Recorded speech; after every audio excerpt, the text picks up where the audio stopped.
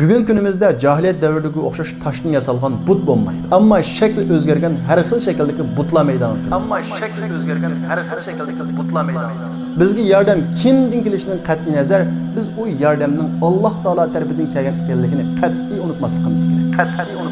Aqidasizlik hukm surgan, adolatsizlik umumlashgan, axloqsizlik madaniyatga aylangan, oshqullik yamirgan, buzuqchilik hamma yerga to'lgan. Hatto bugun kunimizda ba'zi ayollarning kiygan kiyimlarini jahiliyat davridagi Abu Jahlning ayolimi kiymasligi mumkin.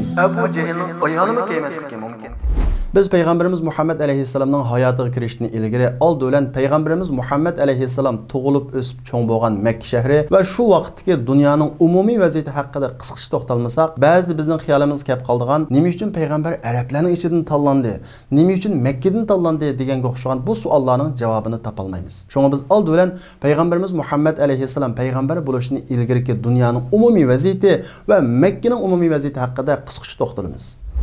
Peygamberimiz Muhammed Aleyhisselam peygamber buluşunu ilgiri, yani miladiye 5. asrının ahirlerine kelgan vaqtida bütün dünya insaniyet tarixida ko'rilmagan darajada aqida itqodda ozg'unlikqa, haq huquqda adolatsizlikka, adab axloqda buzuqchilikqa to'lgan. Peygamberimiz Muhammed Aleyhisselam bu ahvolni sifatlab, Alloh taolo u davrda zimin ahliga qaradida qismen to'g'ri yo'lda mangan ahli kitoblardan boshqa bütün insoniyatga g'azablandi deydi. Va shu sababdan o'zini eng oxirgi payg'ambar qilib avatganligini bayon qiladi. Şunun için o devir cahiliyet devri deb atalgan. Ondaqda Allah'ını gazaplandırgan bu cahiliyet devrida zaten nima ishlar bor edi? Allah'ның gazaplanishige sabab bo'lgan ishlar zodi qaysi? Biz oldi bilan payg'ambarimiz Muhammad alayhissalomning yurti bo'lgan Makka va Makkaning atrofidagi Arab yarim orollariga qarab boqadigan bo'lsak, aqid jihatdan ilib aytgan vaqtida Arablar ikki ilohlik edi. Ya'ni Allohga ibodat qilish bilan birga but va toshlarga ibodat qiladi. Ya'ni but va toshlarni Allohga yaqinlashtiradigan vosita deb qaraydi. Yana bir qism kishilar İsa aleyhisselam elib kelgan haq dinni bormulab,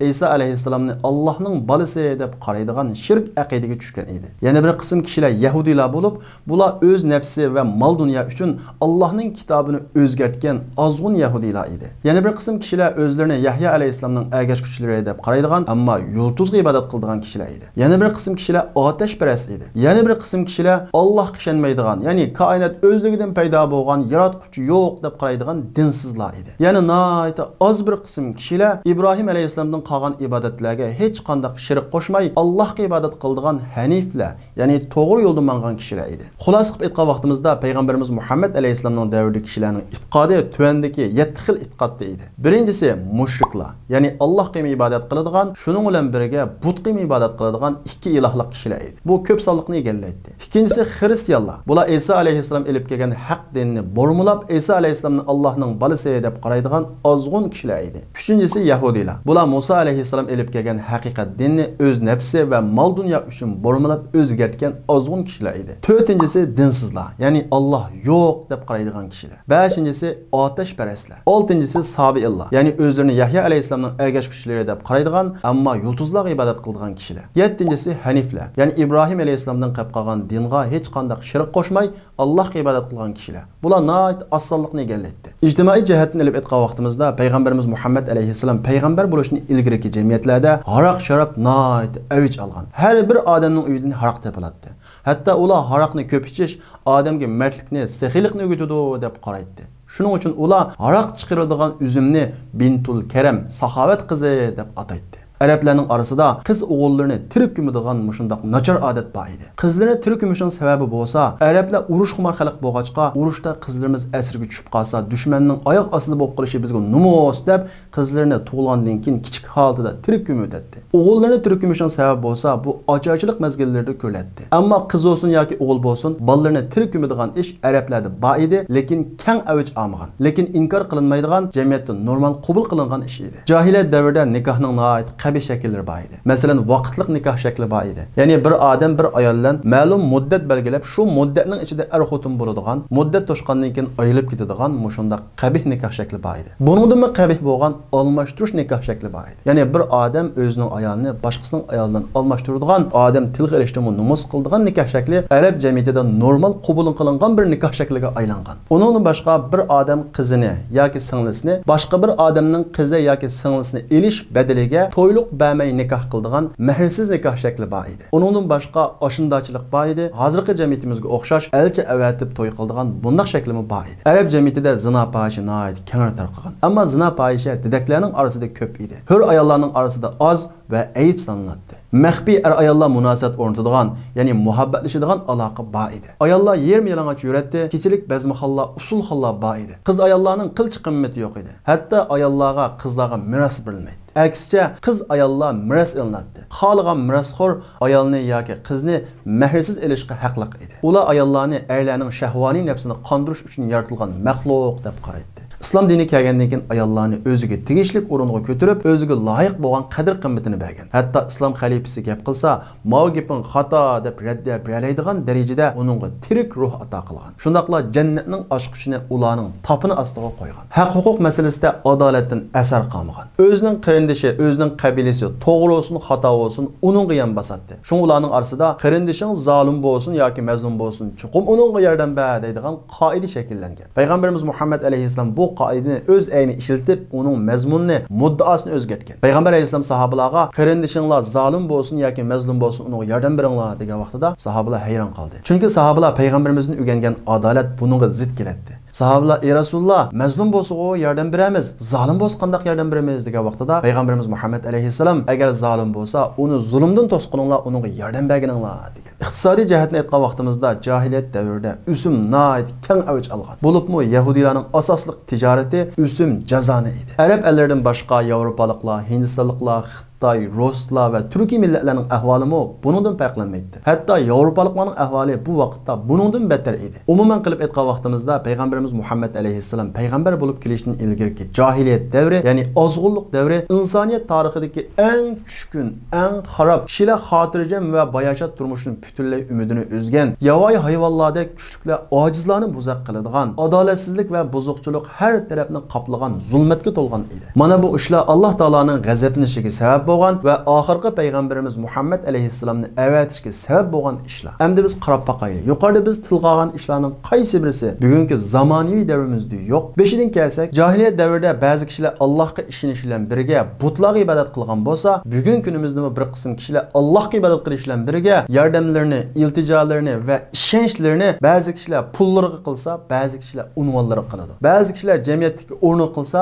ba'zi kishilar ma'lum shaxs yoki davlat raislariga qiladi. Bugun kunimizda jahiliyat davriga o'xshash toshdan yasalgan but bo'lmaydi. Ammo shakli o'zgargan har xil shakldagi butlar maydonga keladi. Bir odamning qalbidagi ishonch, tavakkul Allohdan boshqa har qanday bir narsaga bog'langan bo'lsa, u narsani but qilib olgan bo'ladi. Hazrat Umar nima uchun Xolid ibn Validni qo'mondonlik vazifasini olib tashildi? Chunki Xolid ibn Valid qo'mondon bo'lgan urushlarning hammasi g'alaba qilib, kishilarning iddisida bir qo'shinning beshida qo'mondonligida Xolid ibn Valid bo'ladi ekan, bu urush chuqum g'alaba qiladi deb g'alaba va nusratni Xolidga bog'laydigan bir iddiyaning shakllanib qolishidan ansirab Xolidni vazifasini olib tashlab etdi. Ya'ni kishilarning aqidasini, tavhidini muhofaza qilish uchun Xolidni qo'mondonlik vazifasini olib tashlab etdi. Endi biz o'zimizning ahvoliga bir qarab boqaylik. Akam bo'lmagan bo'lsa qandoq qilatdim? Dadam bo'lmagan bo'lsa qandoq qilatdim? Faloni davlat raisi bo'lmagan bo'lsa biz qandoq qilatdik? Faloni boshliq agar tushib ketsa bizning ahvolimiz nim bo'lar? Agar biz ularni sabab nuqtasini emas, qalbimizda yordamning manbasini ularda deb qarab qolsak,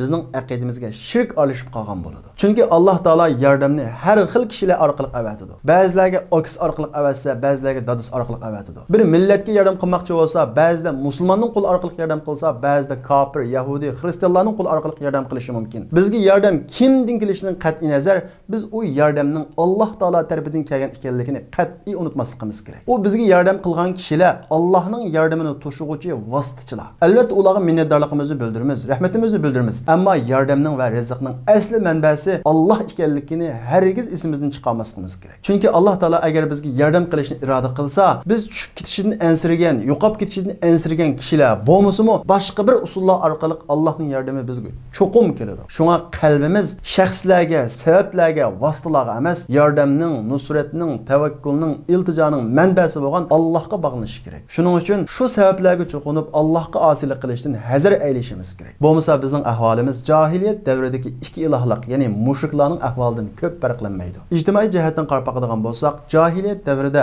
aroq sharob keng avj olgan bo'lsa, bugungi jamiyatimizda aroq sharob kengir avj olgan do'konlarda oshkora setiladi. Jahiliyat davrida haroqni ko'p ichish odamga mardlikni, saxiylikni o'g'itadi deb qaralgan bo'lsa, bugungi jamiyatimizda zaboylarningcha haroqni ko'p ichish erkaklikning alomati. Jahiliyat davrida qimor mavjud bo'lgan bo'lsa, bugungi jamiyatimizda qimor mavjud, qonunliq. Jahiliyat davrida zina, fohisha, didaklarning orasida keng tarqalgan bo'lsa, bugungi jamiyatimizda zina, fohisha hur ayollarning orasida tarqalmoqda. Jahiliyat davridagi oshindochilik bugungi kunimizda hali ham mavjud. Hatto bu har xil vositalar orqali tashviq qilinmoqda. Jahiliyat davrida qiz ayollar badallarini to'liq yapmay, yerim yalang'och kiyingan bo'lsa, bugungi davrimizda uningdan battar. Hatto bugungi kunimizda ba'zi ayollarning kiygan kiyimlarini jahiliyat davridagi Abu Jahlning ayolimi kiymasligi mumkin. Jahiliyat davrida usulxonlar, bazmixonlar bo'lsa, bugungi kunimizda uningni taraqqiy qilgan shakllari hali ham mavjud. Jahiliyat davrida qiz o'g'illar maxfiy aloqa o'rnatadigan shakl bo'lsa, bugungi kunimizda qiz o'g'illar muhabbatlashadigan, hatto bu ish bir madaniyatga aylanmoqda. Jahiliyat jamiyatida kichik bolalar tirik holatda ko'mib o'ldirilgan bo'lsa, bugungi kunimizda homila holatida bexiq bo'lolmaymiz, balaga pul ketadi deganga o'xshagan har xil sabablar bilan yo'ruq dunyoga ko'z ochmasdan o'ldirilmoqda. Jahiliyat davrida o'sim kengir avj olgan bo'lsa, bugungi kunimizda o'xshashlar har xil ismlar bilan tijoratimizga singib kirmoqda. Endi o'ylab boqing. Payg'ambarimiz Muhammad alayhissalom kelishdan ilgirki, Qur'on Karim tushishdan ilgirki jahiliyat davri, ya'ni ozg'unlik davridagi qaysi bir ish bugungi jamiyatimizda yo'q ekan? Bunda desam siz balkim jamiyatga ba'zi bir yaxshilarni va yaxshi kishilarni sinab ko'rishingiz mumkin. Jahiliyat davri, ya'ni ozg'unlik davridami ma'lum sonda yaxshi kishilar va yaxshilar bo'lgan. Masalan, arablarning orasida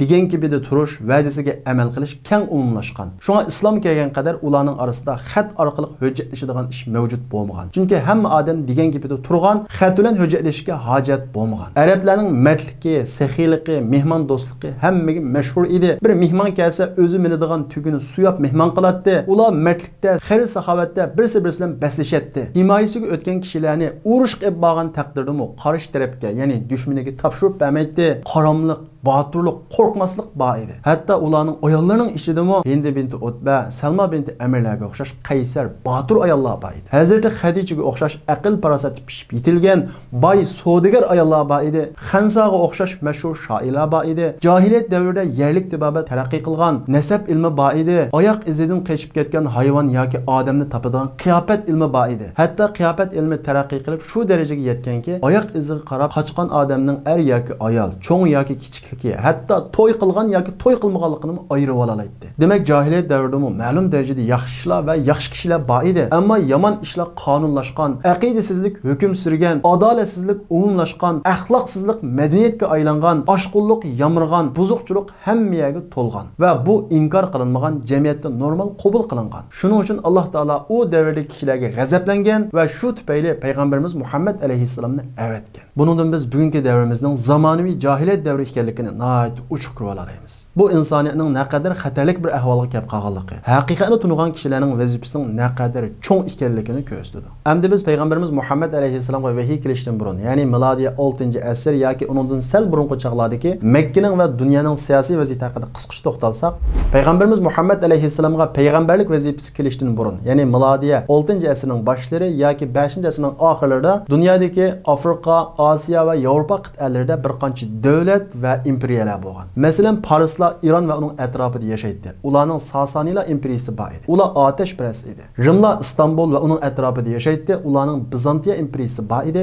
Bular xristian edi. Bu ikki imperiya shu davrdagi ko'lam jihatda eng cho'ng ko'lamga ega bo'lgan eng buyuk imperiyalar edi. Ammo bu ikki imperiya o'rtasida 7 asr, ya'ni 700 yilga suzilgan qonliq urush bor edi. Bir qatim Sasanilar g'alaba qilsa, yana bir qatim Rimlar g'alaba qiladi. Mushundaq davomlashgan qonliq urushda nurg'unlagan son-sanoqsiz insonlar yurt makonlardan ayrılgan. Lekin bularning o'rtasidagi urush texicha o'chmagan edi. Hindlar Hindi yarim orolida yashaydi, ular buddist edi. Xitoylar va Yaponlar Sharq Osiyoning janubida yashaydi, bular o'xshashlar buddist edi. Tatarlar va turkiy millatlar Mavaraun Nahr yerlarida yashaydi, ularning Bizantiya imperiyasiga chegaradosh yashaganlari xristian, Xitoylarga chegaradosh yashaganlar buddist va Parislarga chegaradosh yashaganlar ularning dinida va undan boshqa har xil dinlarga e'tiqod qiladigan turkiy millatlarmi bor edi. Yevropaliklarga kelsak, bu davrda Yevropaliklarning ahvoli intayin battar xatar edi. Chunki bu vaqtda Yevropaliklar mustabid va ozg'un chirkov hokimiyati ostida bo'lg'achqa, ozg'un va xurofot zulmatlari ichida yashaydi. Yamandagi va Shamdagi arablar boshqa millatlarga o'xshash davlat qurgan. Ammo ularning davlati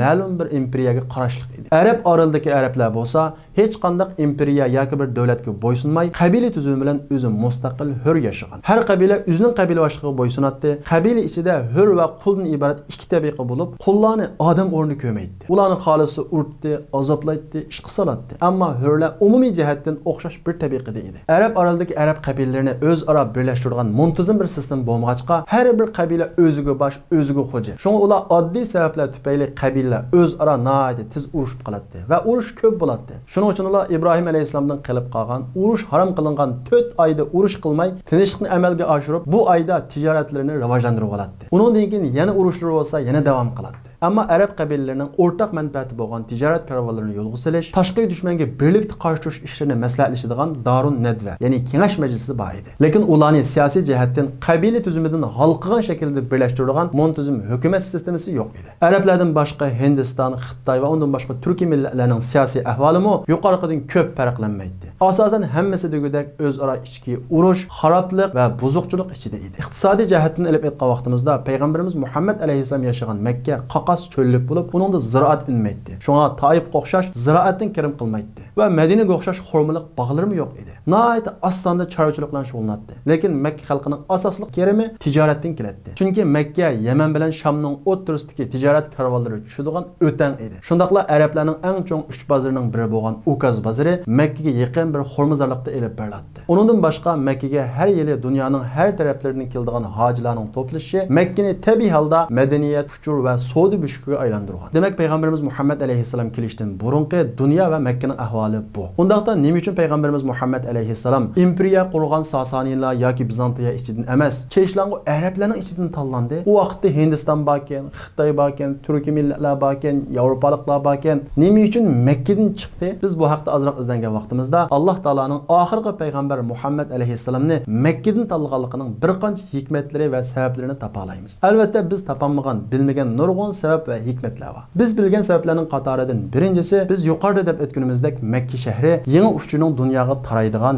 büshki. Chunki Mekke Yaman bilan Shamning o'rtasidagi savdo büshki, shundaqla Mekke'ga dunyoning har tarafdan haj qiluvchilar kelib, boshqa yerdan yangi uchlarni olib keladi va u yerdagi yangi uchni boshqa dunyoga elib ketadi. Bu xil afzallik payg'ambarimiz Muhammad alayhissalomning elchiligi va ilohiy vahiyining atrofga yayilishida va tarqishida nihoyat muhim rol o'ynaydi. Bundan başqa Mekke'nin coğrafiyalik o'rni Mekke Osiyo qit'asining bir parchasi bo'lishi bilan birga Yevropa qit'asiga yaqin, Afrika qit'asiga yaqin.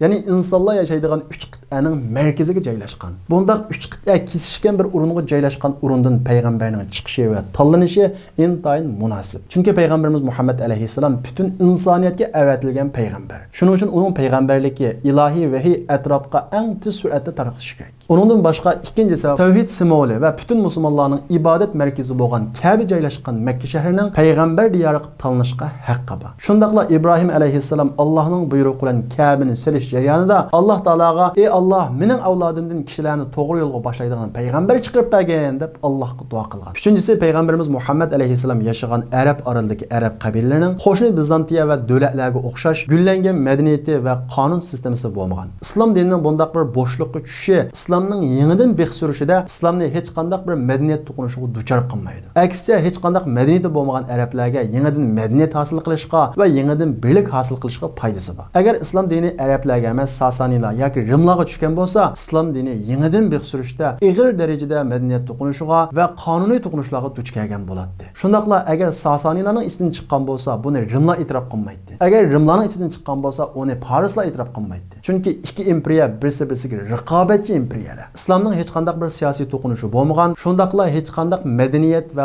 qonun toqunushiga duchor bo'lmaydigan bir bo'shliq muhitga tushishi İslamның yenidan gullanishiga foydali bir omil. To'rtinchisi, Arab orolidagi arab qabilalar o'zaro nihoyat ko'p urushib, ixtilof ichida yashaganlik uchun uning qo'shni bo'lgan imperiyalar ularning orasidan siyosiy kuchning bosh ko'tarib chiqishini xayoliga keltirmaydi. Bu sababli ulardan xavf his qilmaydi. Kuchli ikki imperiyaning bundaq bir bexudligi İslamның yenidan beh surishiga nihoyat foydali bir muhit edi. Amaliyotda Bizantiya imperiyasi toki Mu'ta urushigacha payg'ambarimiz Muhammad alayhissalomni o'ziga tahdid deb qaramagan. 5-dan Arab oralidagi arablar hech qanday imperiya yoki podshohlikqa bo'ysunmay o'z oldiga o'ziga o'zi hujulab hur yashagan. Shunga ularda Rimlar va Farslarga o'xshash podshohning oldida bo'y egadigan va qo'l qurushib turadigan ish yo'q edi. Arablar hatto qabila boshliqlari gaplarini udul qiladi. Masalan, islom kelgandan keyin musulmonlarning elchisi Mughira ibn Shu'ba Farslarning qo'mondoni Rustamning qishig'iga berib, udul uning ko'pisining qishida o'ltirdi. Rustamning odamlari bundan nihoyat hayron qilib va g'azablanib yugurib berib Mughira ibn Shu'bani tatib tushirib etdi. Mughira ibn Shu'ba hayron qilib, "Men sizlarni bizga o'xshash deb o'ylab qoptiman"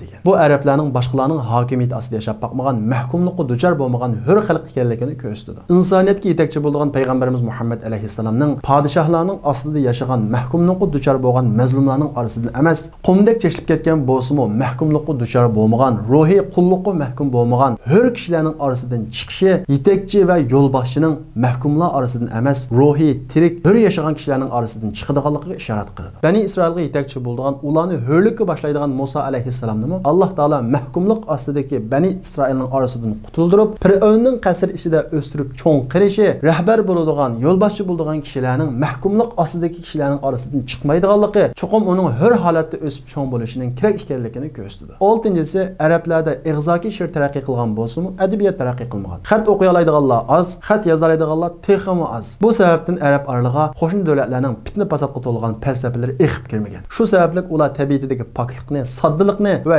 zehniyatidagi suzuklikni butunlay yo'qotmagan. Shunga arablardagi yomon illatlar aslida yomon illat emas, balki aslida yaxshi illat, lekin uni haddidan oshirib o'tish yoki sal qarash bilan yomon illatga aylangan ishlar. Masalan, qizni tirik ko'mish desa, buning tegi nomusdan kelib chiqqan, lekin buningda haddidan oshirib o'tgan. Bu xil bilimsiz, tuz va sodda kishilarning haqiqatga, ya'ni islomga ergashishi, tabiati har xil fitna fasodga to'lgan falsafalar bilan to'lgan kishilar qaraganda nihoyat tez bo'ladi va oson bo'ladi. Shuning uchun bizning payg'ambarimiz Muhammad alayhissalom ularning ichidan tanlangan. 7-si payg'ambarimiz Muhammad alayhissalomning tili, ya'ni arab tili. Biz arab tili bilan boshqa tillar o'rtasida selishtirma qilib ko'rib baqadigan bo'lsak, arab tilining stilistika, so'zlarning turinlishi va tuzilishi qatorliq jihatlarda arab tilining xilla ustun turadiganligini ko'ramiz. Bundaq bir tilning ilohiy vahiy uchun tanlanishi albatta aqlga uyg'un. Yuqorqi sabab va hikmatlar payg'ambarimiz Muhammad alayhissalomning Makkadan tanlanishdagi sabab va hikmatlar. Albatta biz ko'ranmagan, biz bilinmagan nurg'ulg'an hikmat va sabablar bor. Alloh taolo Qur'on Karimda degandek, Allohu a'lamu haythu yaj'alu risalata, o'zining elchisini, risolasini nada qilishni Alloh o'zi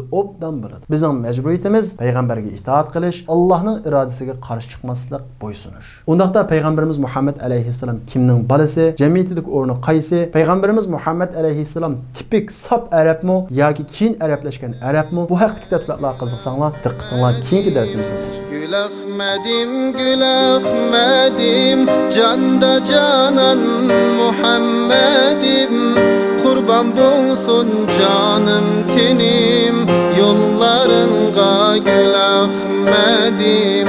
Gül Ahmedim, Gül Ahmedim, canda canan Muhammedim, kurban bulsun canım tenim.